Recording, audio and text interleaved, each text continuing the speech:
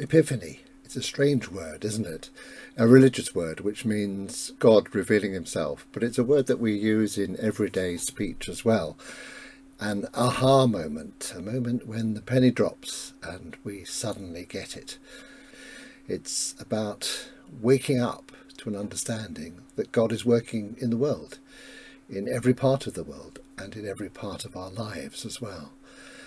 And the stories that we hear at this particular time of year are wake-up stories. They show us the wonder of God in the shape of Jesus working in the world in very ordinary ways, turning water into wine to help a wedding party, bursting out of the River Jordan with his friend John the Baptist, baptizing him. And in that moment, that story is a single line that should give us huge encouragement in these times of difficulty. This is the first time that Jesus appears in any gospel. Mark's gospel is the very earliest. And he bursts out of the water with the river water running down his hair and his beard. And then we hear the voice of God. And it's not a warning. It's not a prophecy. It's words of blessing. And the words are, "This is my Son, my beloved, in whom I am well pleased."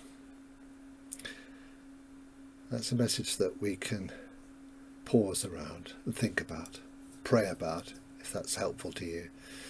But it's always good to remember that the way God made us is the way we are.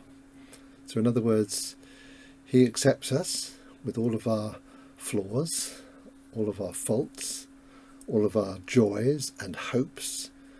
He loves it when we grow and change, but we are his children, and he is pleased with us and wants the best for us and for the world we live in.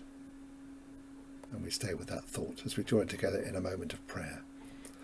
Loving Father, you made us to be your loving children and love everything about us, and you love the world that you have created for us. Help us to remember this blessing in our hearts this day and all days. Amen.